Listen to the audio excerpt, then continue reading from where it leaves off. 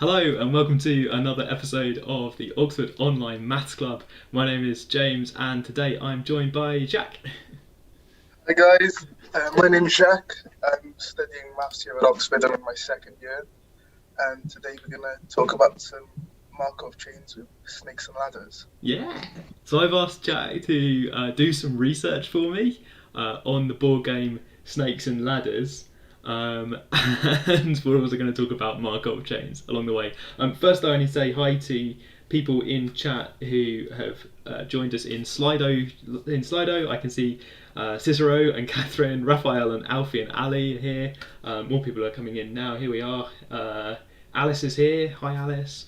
Hi to people joining us in the Slido chat. If you're watching live and you would like to join in live, telling us about what's going on, you can go to slido.com/OOMC and join in like Beth just did. Hello Beth, hi, afternoon. There's a little bit of lag between what you see on the stream and, through the magic of the internet, your chat messages appearing underneath. But yeah, Alfie says, is this going to mean more dice? And yeah, we're going to talk about probabilities and rolling dice. It's been a bit of a theme this term that we've done dice. About half of the weeks have had dice in.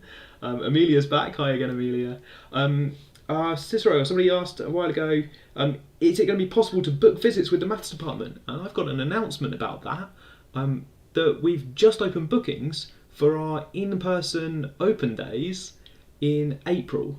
We do these maths open days in Oxford in person, 23rd and the 30th of April. There's booking now open on our website if you want to come and see us in April and see some maths talks and have a look at our lovely building, maybe meet some students. That's going to be at the end of April. I'm going to throw a link at you at some point during this, but I think we do some snakes and ladders first, and then I'll plug my open days afterwards. If you Google open days, or open days at Oxford mathematics, these are the math specific ones. We do these big ones in summer. I've said too much already. This is turning into the plug for open days, which I said I wouldn't do. We are live from Oxford. It's the Online Maths Club. Right. I think I want to hand over to Jack, who I gave the task of modelling or simulating snakes and ladders to. Do you want to tell us how that went? Awesome. Yeah. So I think I've got a little slide here just to start off to say where this game actually comes from. And the origins of snakes and ladders is actually from a real long while ago. I think 2nd century BC. So well over 2,000 years old, and it's from India. And the idea of the game at this point, you can see the little very skinny ladders and some of the snakes on the board, was that it was an idea of good and bad karma, and it was kind of a lesson on how you should lead a virtuous life and stuff. It's like, now looking back on it, seems kind of strange considering it's just a popular board game for luck. But that's where it all sort of came from. As far as how we deal with this, the simulating of this game, there's two kind of ways about this. One is from direct simulation, so we try and make a program, or you can do it by hand if you really had the patience, like I tried to and gave up very promptly with.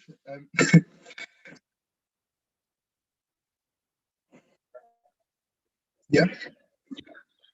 Cool. No problem. Yes.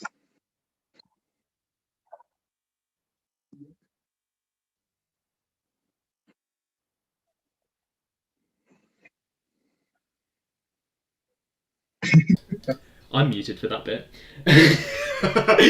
What I did there was I apologised for audio problems while doing another audio problem. Okay. Audio test 1 2 1 2, and then your turn. Okay.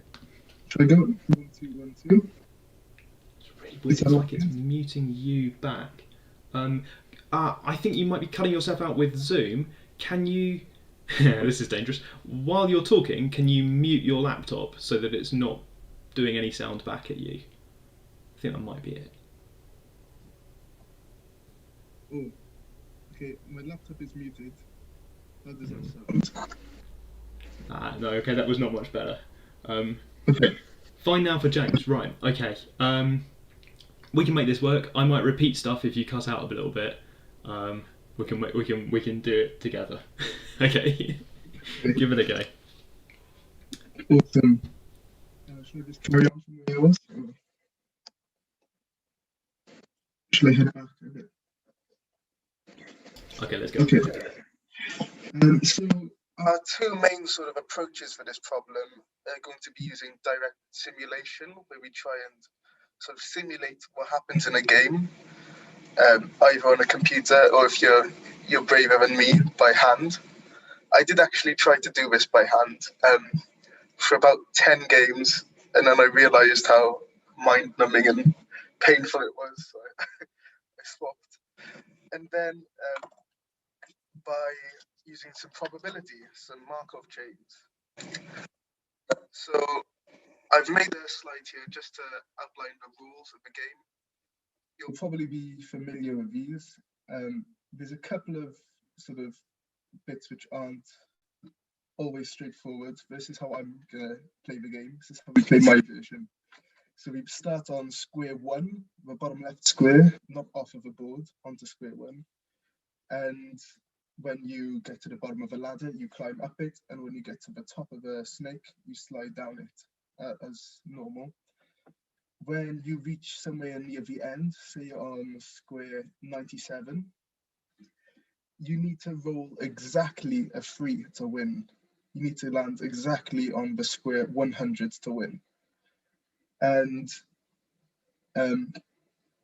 if you are to roll something more than 3, then you go back to where you start. You go back to whatever square you were just on. So say I'm on 97, I roll a 4. Then I go bust, and I go back to 97, and my turn counter, imaginary turn counter, increases by 1. So it counts as a turn. There's a little subtle point here, which I'll mention super briefly. We say that if you land at the bottom of a ladder or the top of a snake, you climb that ladder or slide down that snake before the end of your turn, not at the start of your next turn. It doesn't make a big difference, but in a couple of the pictures you'll see that will explain maybe some things if you're curious. So this is the rule. Sorry, this is the rule that you're going to move around the snakes and ladders board, and if you hit a snake or a ladder, then you execute that immediately. You slide all the way down the snake, and you slide all the way up the ladder, and that's part of your move, isn't it? Yeah, that's part of your move. You don't hang around. I've decided to help out a bit more because the audio is coming and going. It's occasionally really loud and occasionally really quiet. RIP headphone users. So you were telling me that. So you could do this by hand. You could just play snakes and ladders lots. We've got a particular snakes and ladders board that I gave you to do snakes and ladders with. Being evil like that. Yes. You could do it by hand. Yeah, here it is. Yeah, okay. You could do it by hand, or you could do some sort of simulation. So you tried this out a few times by hand, and then being like trying that out with some snakes and ladders. Okay, and you simulated this as well, right? Yes. So we simulated snakes and ladders using Python, which is... You simulated it with which language, sorry? You simulated... With Python. Oh, brilliant. Obvious choice for simulating snakes and ladders. Okay, so you simulated with this with the programming language Python, which lets you get your computer to do this kind of endless hell of playing snakes and ladders on this kid's snakes and ladders board again and again and again. Someone in chat has noticed that this board that we've got has got this massive pink snake on square 99 that slides all the way down to 41. Anything you want to say about that snake? That's a heartbreaker. It is some interesting things which will come up in the analysis because of that. Interesting things in the analysis later on when we get to the results. Okay. So, what happens when we try and do this? I suppose there's the board. You know the rules of the game. You know what's going to happen. Yeah. You threw this, so you gave it. So there's 100,000 attempts your computer had of this. Yeah, and it's a I chart. feel a bit bad for it now. I sat there and squiggled my thumb when I made the computer do it 100,000 times. It's all right getting the computer to do it. You can get the computer to just go for it and do 100,000 games of Snakes and Ladders. Right. We plotted how long each of these games actually took to win. And you can see here you get this kind of what looks like a bell curve, your sort of normal distribution curve, which you might be familiar with for people in chat. But it's not symmetrical. So what we have is on this left side, it's super steep. But on this right side, it's really drawn out. Yeah. And that tells us, you can get games which seemingly have very few amounts of turns, possibly 10 or even less. But you could also have games which take 300, 350 moves, which, you're going to need a lot more time for. Your computer was forced to play for 350 moves to get one of those games to finish. I ever played this when I started looking at this. I think it took me around about 180 moves, so somewhere by here. Oh, sorry, I sort of missed it, but I think you were saying you did one on paper, right? On paper, and it took me around about 180 moves. The very first one. Oh my word. Yeah. So the positive skew comes from. There's a suggestion in chat that the positive skew comes from the busts when you're getting near to 100, but it's worse than that, isn't it? Because sometimes you're about to go bust, and you sort of, if you go bust, you stay on the same square, and then you hit the 99 snake, and you go down to 41. I'm saying bust. Yeah. Oh, 99 snake, off we go. In the part, each one of those snakes will contribute a little bit to this thing, but that big pink snake, the 99 one, definitely has the biggest effect on really drawing out this game for a long time. Okay, so there's some sort of distribution where it takes longer for things on the other side. Yeah, that's right. You don't have like a headset or separate microphone or anything that we can plug in, or headphones that have a speaker. We have a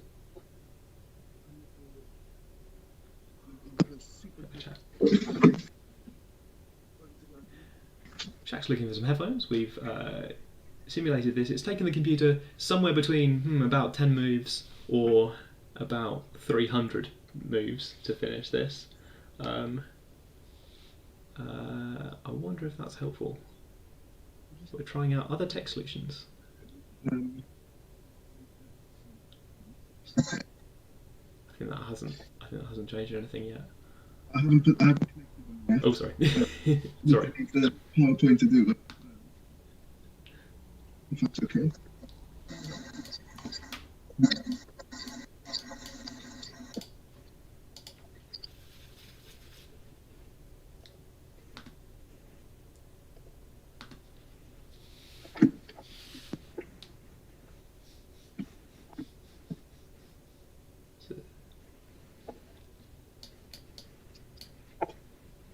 Something I like about the simulated data, while we're setting up, something I like about the simulated data is that it's kind of noisy, that it has this detail on it, where you have a kind of, you can tell when you look at it that it's simulated data, because it's kind of noisy and shakes around as it goes up and down. There's something intrinsically sort of random about this, I suppose because it involves rolling lots of dice and looking at the different results. We may be in business. Oh, that was a bit better. Yeah. Amazing. Hi, Jack. If this works, then that's great. Hi, everyone. I'll be very happy if this is working now. Yeah. With this data, though, you can see because of this skew, that's going to sort of have an influence on some of the our ideas of what averages might be, means and medians, because these things are kind of almost like anomalies, just freakishly long games. So whilst over here our mode is actually something like 25, the most common game. So that's, if you think of this as a really big bar chart with really thin bars, that's the tallest one, somewhere by here. The median would be if you took all of these games and you made a big list of 100,000 long list with how many turns they each took and put them in order, and then you found the 50,000th one, and that comes round to about 35, somewhere by here. And the mean, which is like your weighted average, would end up coming to just over 50, I think 55. I think actually I've got that here. Oh, I remembered them. Nice. And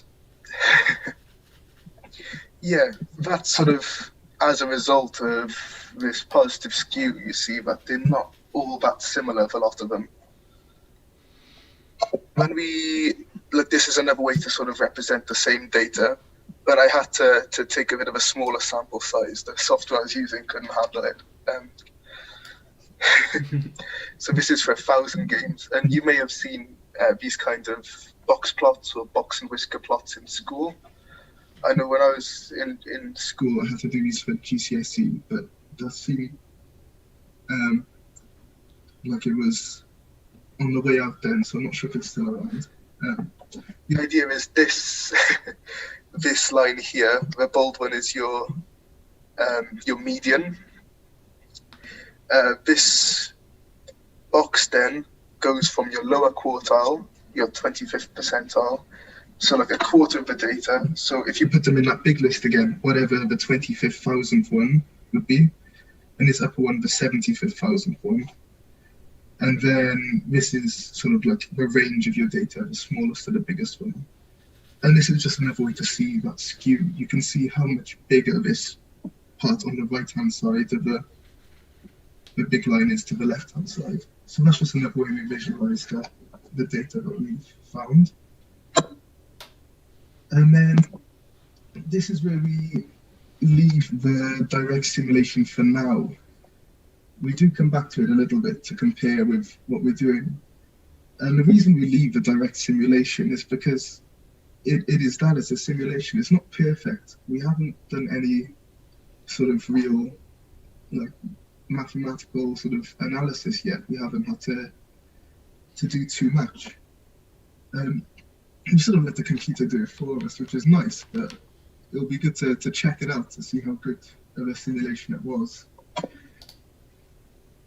Now, that's where we can start to use Markov chains. And there's a lot of writing here, but the important stuff for now is that a Markov chain can be used when a game or something like this that you want to use, some kind of model, is memoryless. And what that means for us is, if you have a look at this board, if I were to pitch you at random on square 45 and not tell you any of the moves of how you got there, so you're on some kind of move, but I pitch you on square 45, you would be able to play the rest of this game until you won. So I'd be able to roll a dice. If I was lucky and rolled a 5, I'd move up this ladder, and so on, so on, so on. And it doesn't sort of matter what came before this. So you're at 45. Maybe you just came down that snake. Maybe you just came from the square 44. But it doesn't matter.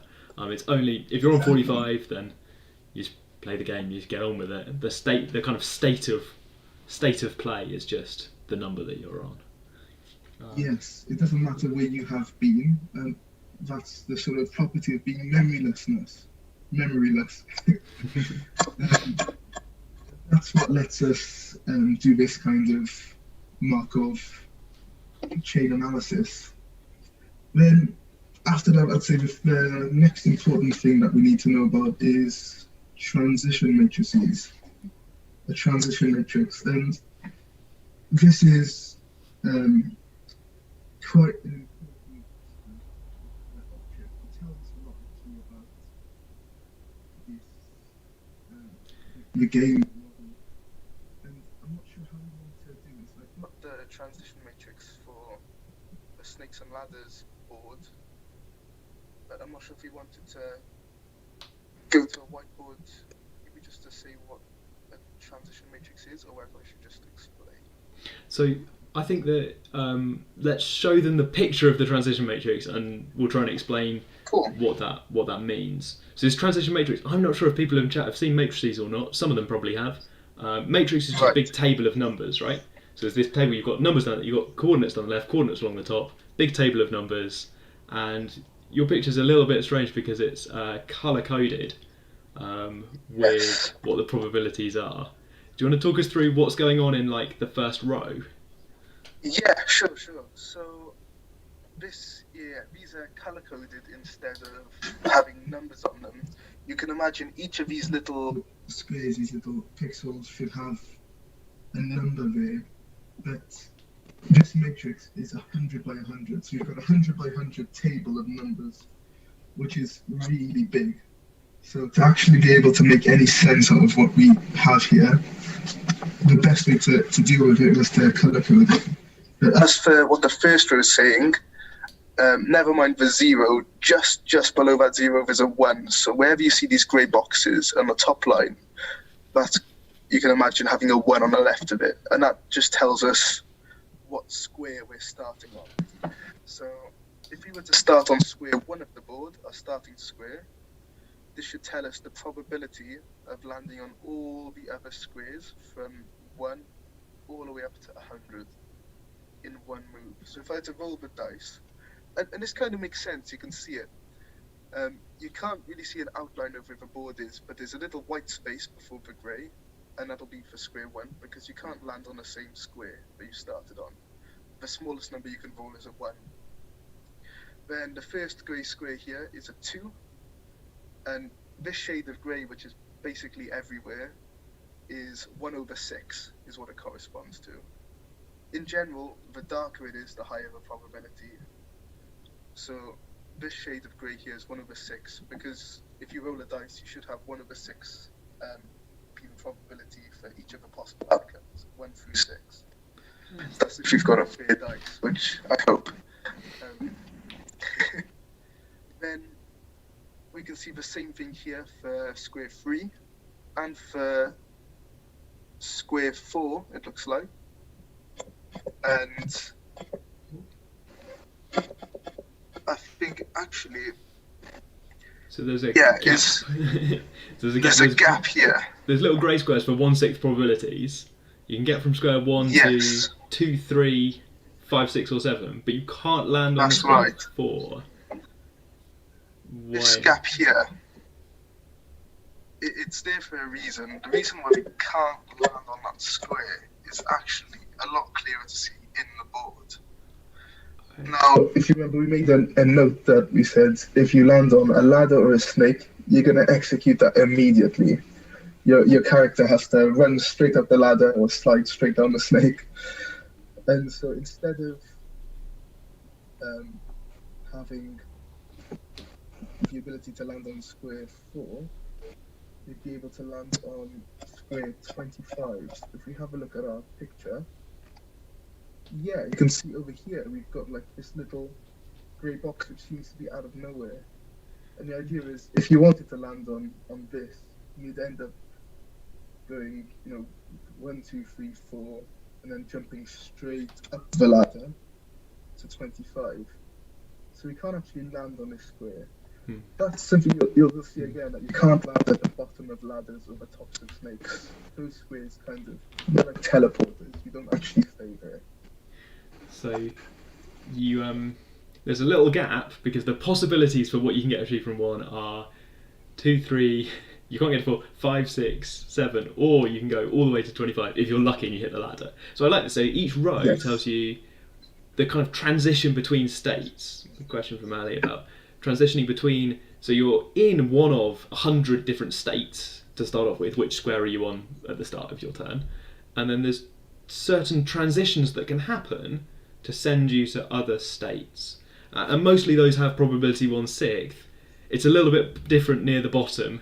I've got chat over the top of the bottom corner. Let's just briefly switch off chat to show them the bottom corner. If I show the bottom corner has got some darker colours for higher probability things, and that's to do with going bust, isn't it? Yeah, and because you can go bust, you can see it gradually gets darker along this sort of lead diagonal here, because you can make it back to the square you started on. You started that turn on. So this is square 98. So this darkest one here with a little gap next to it should be square 98. If you roll anything more than a 2, so that has a pretty big chance. That's 2/3 now instead of 1/6. So you could roll a 3, 4, 5, or 6. That's 4 out of the 6 possible outcomes. Then you'll go straight back to square 98 for your next turn. Cool. So that's why that's darker. Yeah, like I said earlier on that chat, this is your sort of starting place. This is your finishing place. So I really like this matrices. Okay, whether you've seen matrices or not, but the table of them, the table of just laying out, this exactly encodes all the possible things that can happen on a turn of snakes and ladders with their probabilities. So yeah, so in the first 94 boxes, there's no concept of going bust. So the probabilities are all 1/6. It's just normal. You go to these other squares. This thing about going bust only kicks in when you get near the end. Right. So this question in chat, I think we can do. Someone in chat says, shouldn't some rows be empty? So the columns are empty because you go up a ladder or down a snake. Shouldn't some rows be empty because you can't start on some squares? And yeah, I guess what's happened in row 4, because you can't really be on row 4, but I guess no, I suppose you can't. But I think for the sake of the simulation, you can say that. Or suppose you did start on row 4 for whatever reason, then you could get to these squares here. Okay. So I suppose this would probably be more accurate if you just deleted all of those rows which correspond to the bottom. Maybe we could delete those rows since those squares sort of almost don't exist. You just get portaled away. As a result, for the analysis, it doesn't matter what you put in those rows of your matrix because you can never go there, so those numbers never matter. Also, general sort of convention of these kind of things is because you're looking at all the possible outcomes. All of these rows should have the numbers in them sum up to 1. That's because these have probabilities, so you want the total probability to be 1. Something has to happen. Yeah, I guess putting some things in the row for what would happen if you started the game at the bottom of a ladder but you hadn't gone up the ladder lets you talk about that question in case we suddenly care about that as a question, kind of for free. If you delete the row, then you can't answer that sort of question. If you keep the row in with what would happen if I started at 4, didn't do the ladder but did one move normally, then you can answer that question as well. Kind of for free, makes the pattern look nicer. Or you can delete the row if you want to. Turns out not to matter for our analysis, but good question. Nice. So this is exactly all of the information about what can happen in one move of snakes and ladders. You're in one of these 100 states, and then you move to a different state. There are 100 things that could happen afterwards.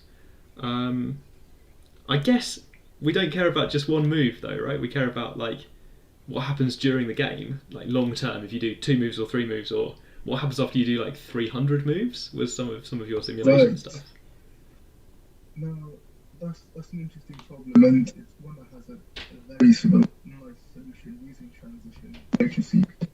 And that kind of like solution gives a reason why we actually bother with any of this rather than just compute it all by hand and look at the board and say, oh, what's the chance we actually. So I think you just said working out the probabilities by hand. There's working out probabilities like this by hand for what can happen over 2 moves is really complicated. Already at 2 moves becomes really complicated. Yeah. You might think after 1 move it might be easier just to look at the board, say I start here. Well, I kind of know this one's going to have a 6, this one, this one, this one, this one, so on. And I won't be able to get to 100 in 1 move. You kind of can tell the important things, but as soon as it gets to 3 or 4 moves, that kind of intuition becomes a lot harder to get. So what we'd like to do is find a way to extend what this can do. Our transition matrix tells us what happens in 1 move. What would happen if we wanted to know what happens in 2 moves? So if this column if each of these rows that you can see along the left-hand side, these markers sort of tell us what square we start on, and each of these along the top will correspond to a column which tells us where we end up. If we think of matrix multiplication, once we have another one of these sort of matrices side by side, we can actually think of sort of where we start, where we'll end up, and then there will be another one of these next to it that we can look at where we just ended up, and where we'll go after 2 moves. So it's kind of a strange thing to explain about any pictures, but the idea is that if you use matrix multiplication, you can square this matrix and it'll encode all the different combinations for you to get from one square to another in 2 moves. So all the possible routes, whether that was if I wanted to go from square 93 to 97 in 2 moves, whether I rolled a 1 and a 3, a 2 and a 2, or a 3 and a 1, that'll all be encoded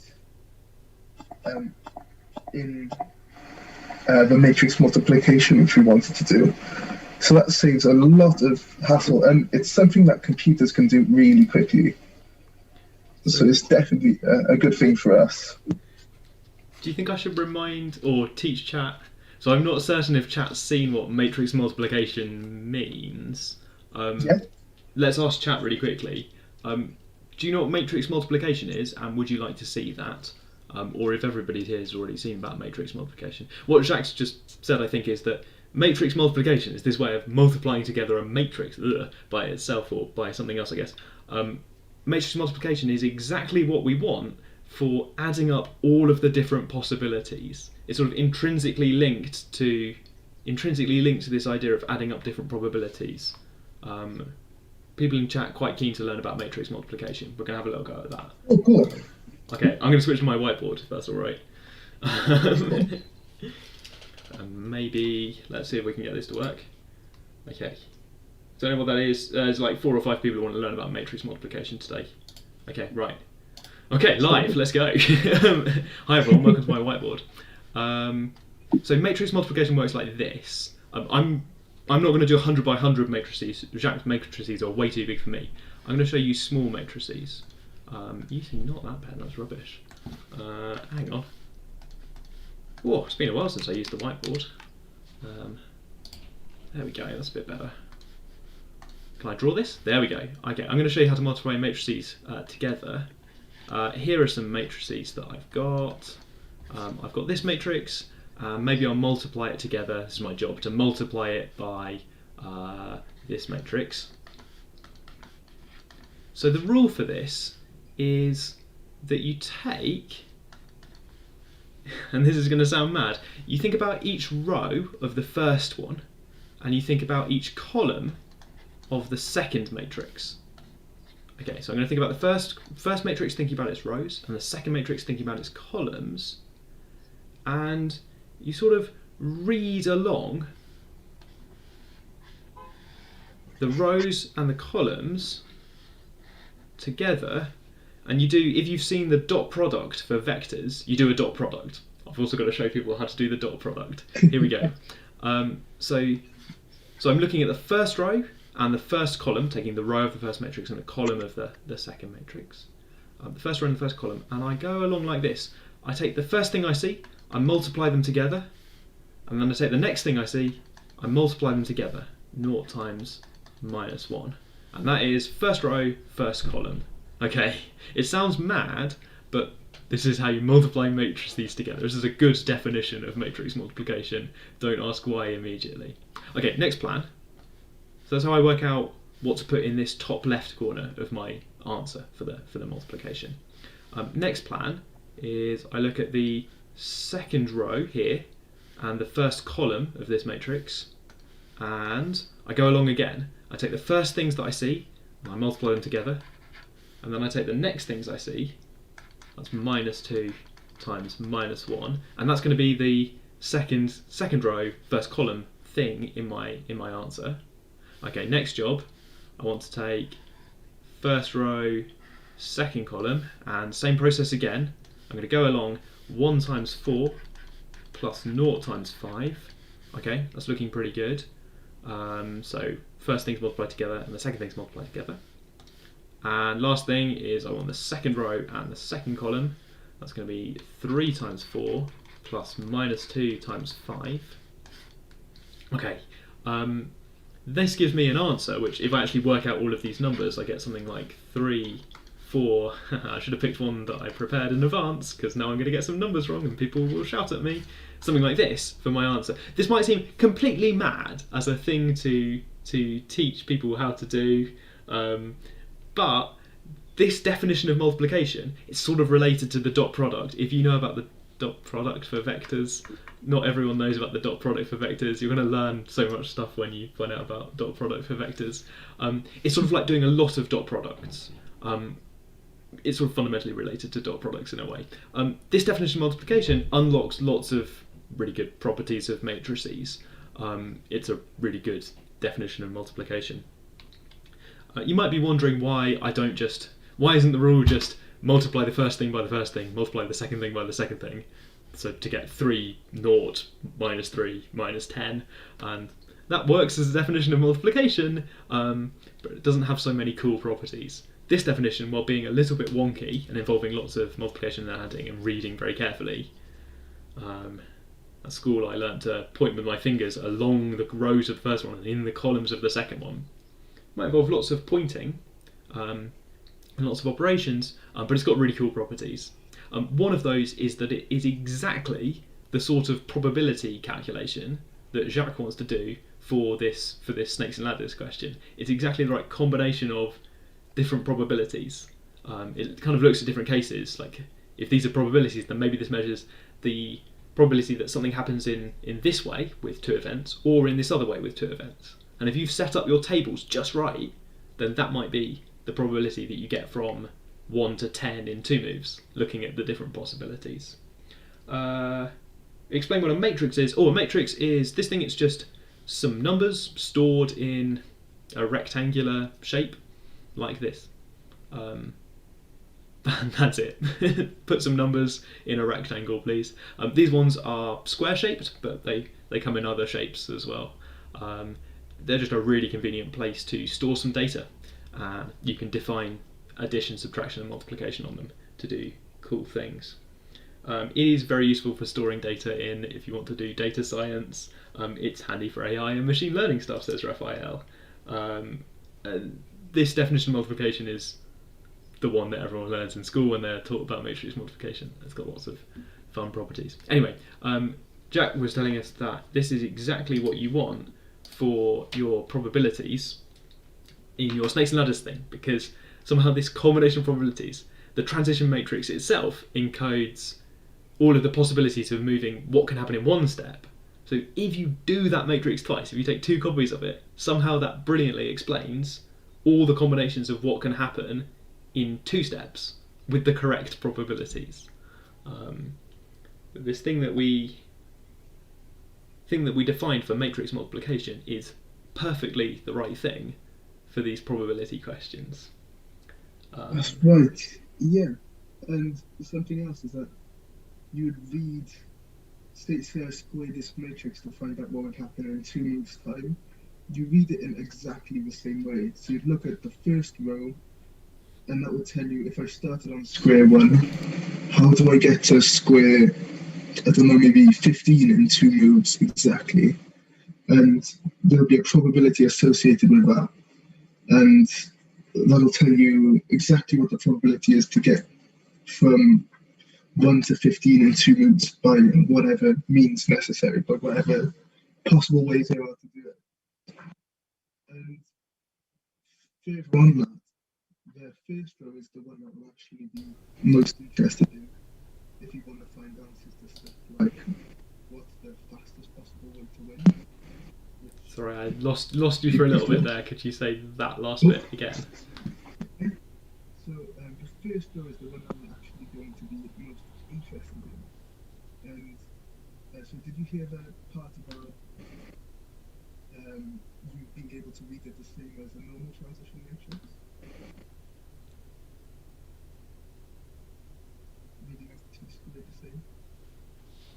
I'll just go for it again. It's okay.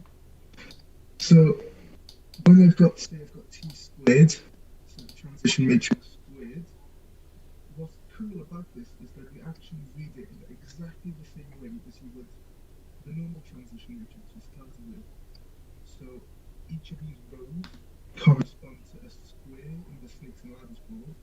So we started on row 1, and we're starting at the first square of the board. Then each of these columns, where they intersected, so each of these points along that matrix, will tell us what the probability is to get to a square in exactly 2 moves. So, say we wanted to go to square 12 in exactly 2 moves, we look at along row 1 and up to column 12, and they'll intersect at one entry, and it'll tell us all the possible ways to get to square 12. Then the top row, the first row, is actually going to be the one that we're particularly interested in for now, and especially at this top right corner.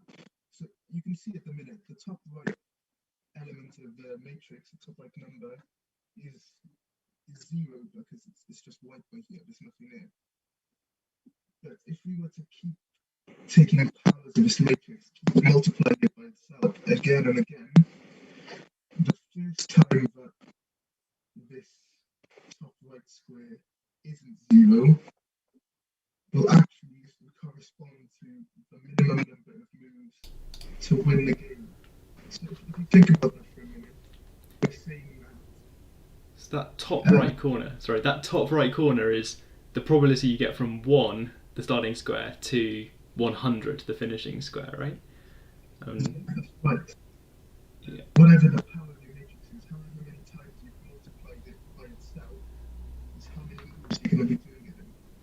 So like we just did a matrix multiplied by itself. I guess Give it to you. I guess initially it's 0. There's no probability that you get from 1 to 100. But if you start working out t squared and t cubed to work out what happens in 2 steps or 3 steps, then that probability in the top right corner, maybe it's still 0 because you can't do it in 2 moves or 3 moves. But eventually,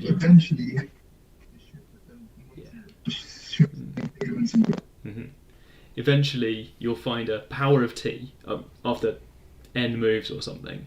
You'll find it suddenly you can get there. There is some probability. The probability is kind of spread out. That it starts off in 1 move. It tells you what you can do in 1 move. Pretty limited set of stuff that you can do in 1 move. But after 3 moves, the possibilities are quite distributed. There's some cool distribution of what can happen from the first move. A bit like those simulations you showed us with the distributions. And in 6 moves, is it 6 moves where you can get? 6 moves. Yeah. You can get to the end in 6 moves. You can get to the end in 6 moves. This is kind of unexpected.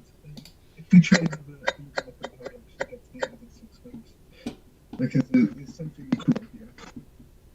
You can see if we start at square 1, what would we like our first move to be?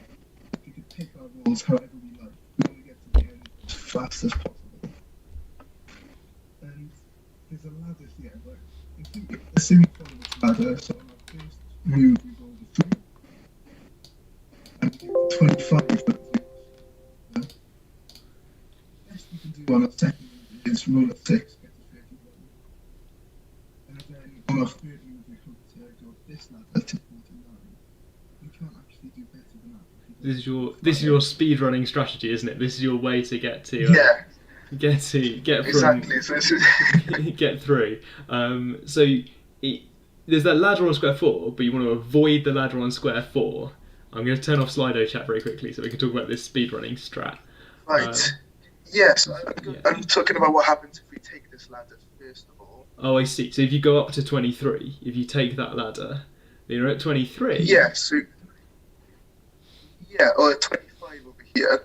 Oh, 25. We want to go up as sort of as fast as we can. We can get up to we can actually get to 31. 31 if you roll a 6. Yeah, that'd be good. So that's 2 moves. So and on our third move, the best we can do is to go up a ladder. That's a tiny ladder, though.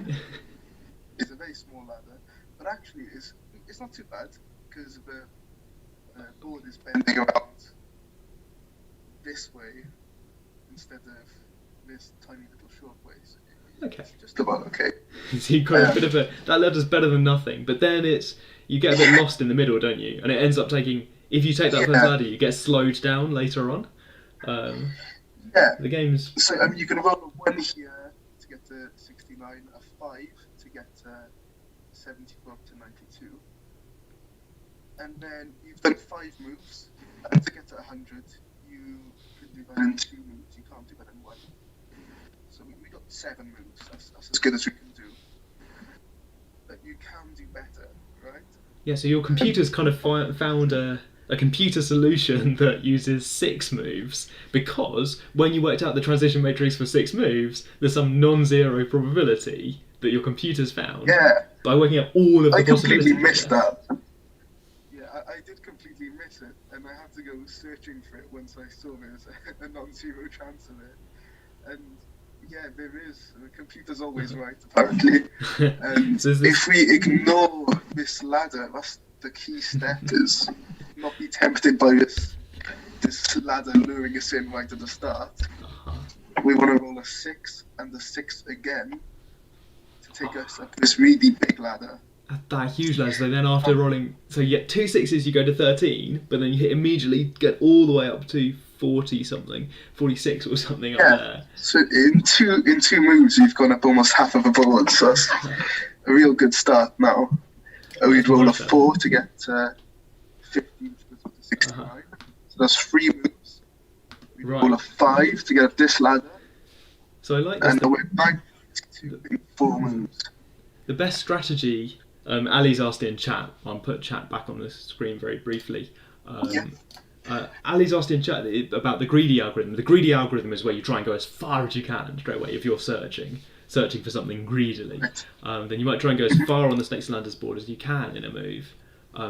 Here that takes you up the 4 ladder up to 23, 25. Sorry, I can't read. But that's misleading.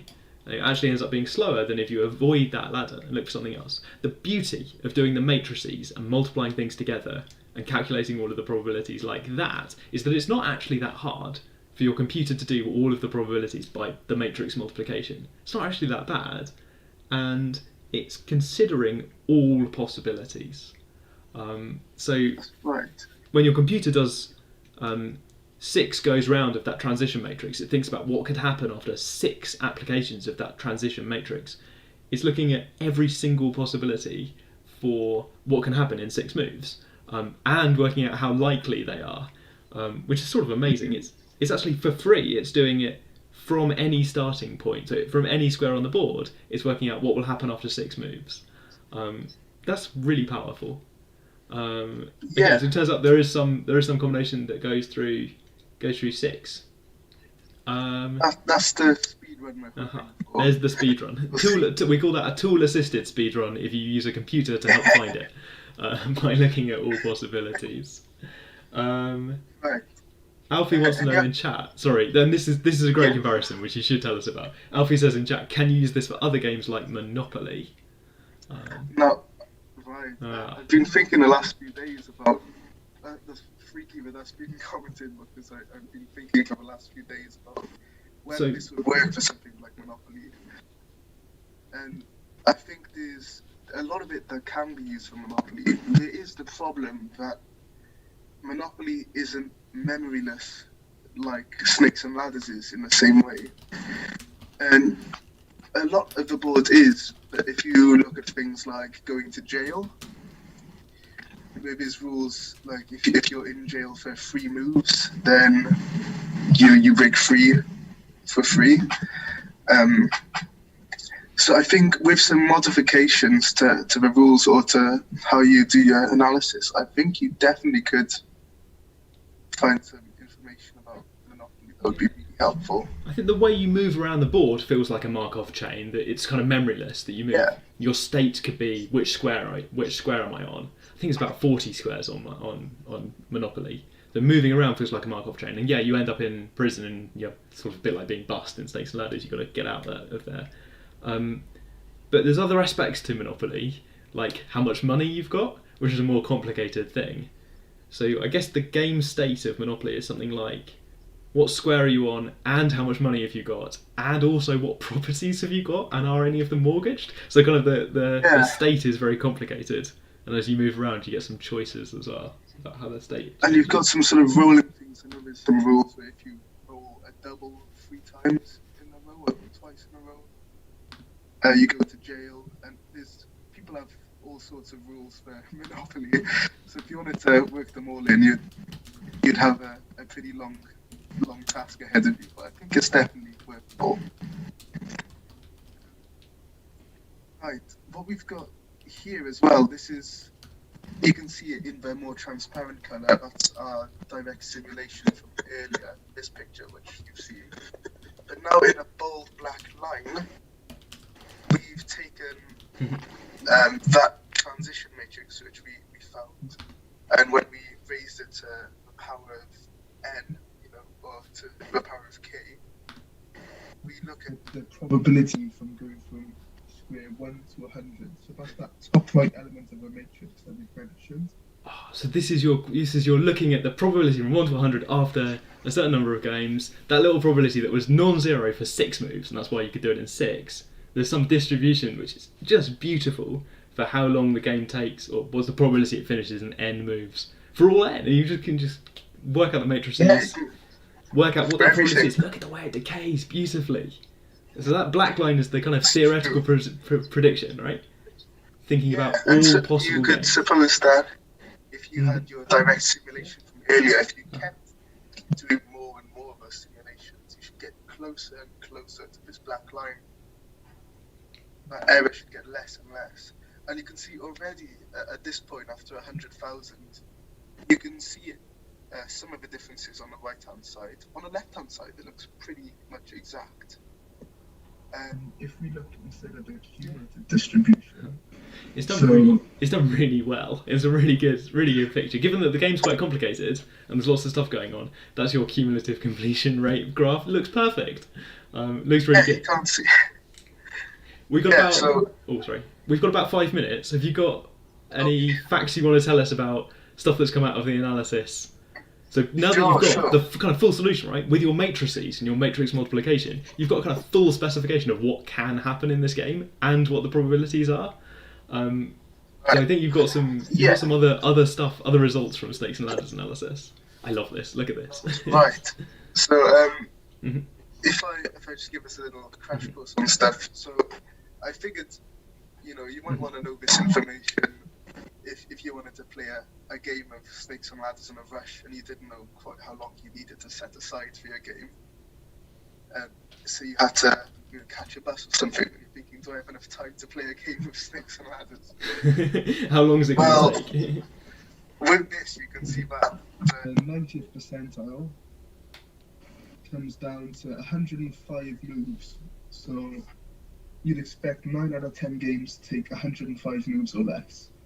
And if you have, say, 10 seconds per move, if you're a human playing this, that's 17 and a half minutes.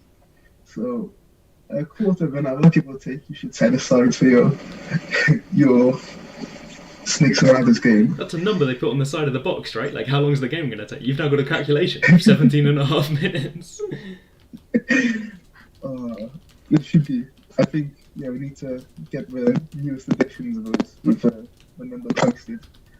This is one of the routes that you can take to get 106 moves. And we talked about winning in 6 moves, but we had a non-zero probability in the top right of that matrix. That probability is actually this really tiny number here. That is so small. Like 1/10,000 almost. And if you do 1 over that, you'd get that. How often you'd expect to get a perfect game, and it's once every 9,331 games. Which, you're going to be sat there for a while. That's a lot of games before you get this kind of perfect one by random chance. And you really didn't when you tried it. Raphael would like to know, I think I'm going to try and work this out from your numbers you've shown us. Raphael would like to know the average number of squares moved per roll of a game. I think we can do that from what you've told us, right? We know that a game takes about 55 moves, and you go 100 squares in a game, which is about 2, right? It's not very far. Yeah, I guess the net moves that you would make in a game as well. So that average is surprisingly low that it takes so long. Was the average 25 or was it? The mode is 25. The mean is 55. The mean is 55. Okay, I think I want the mean for this. That says something like you add up all the rolls that have happened. I think that means it's sort of 55 moves per game to go 100 squares. So something like 100 divided by 55 squares for each roll, which is about 2.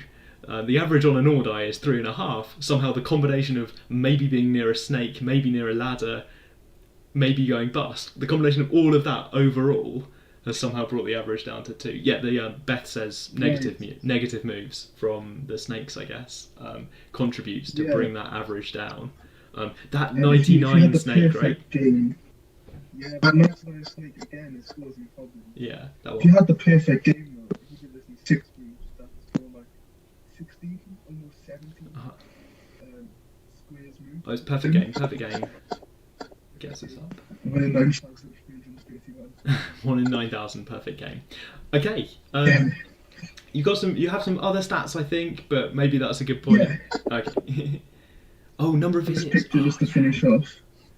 Oh, so hang on, what's that big peak? Is that 98 where you have? This is 98. This is the square just before that probable. Your expected number of visits. Expected number of visits is like 5. For in a normal game, you expect each player on average to visit 98. So close yet so far.